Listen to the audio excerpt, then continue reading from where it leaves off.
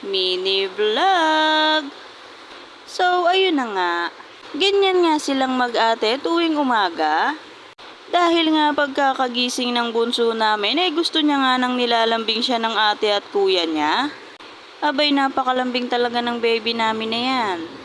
Na para bang hindi tinutoyo.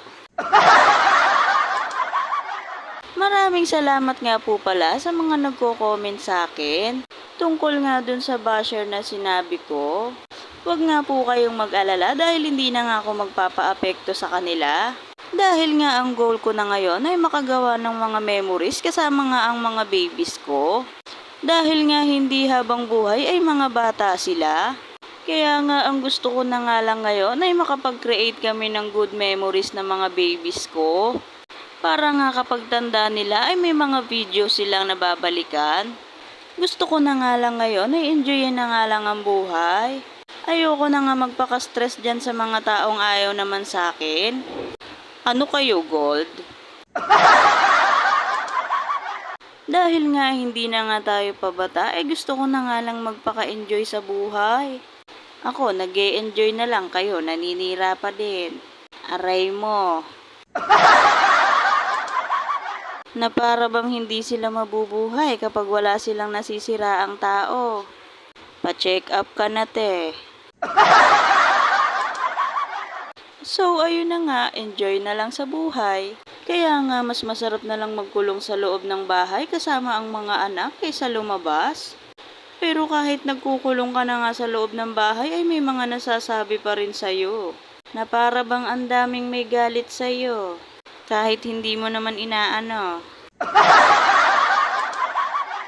Tapos magugulat ka na nga lang na bigla ka na nga lang hindi kakausapin kahit wala ka namang ginagawang hindi maganda.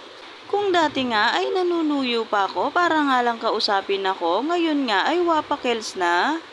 Kung ayaw mo akong kausapin, di wag.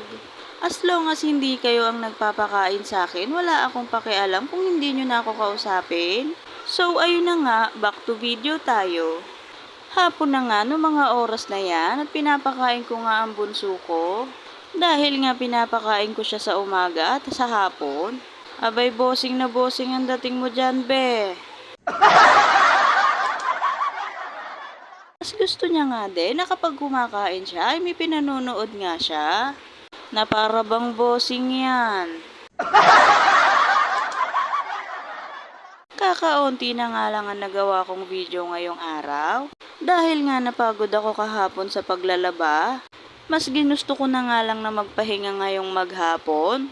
Dahil nga pagdating na naman ng Lunes ay pagod na naman ang buong pagkatao ko. Aray mo. Bukas na nga lang din ako mamamlansya ng mga uniform ng estudyante ko. Dahil nga for the rest muna ang inang to. Habang nagbo-voice over nga ako ngayon ay nagwawala na nga ang bunso ko na para bang mawawala ako. Yun lamang po for today's video. Maraming salamat sa panonood.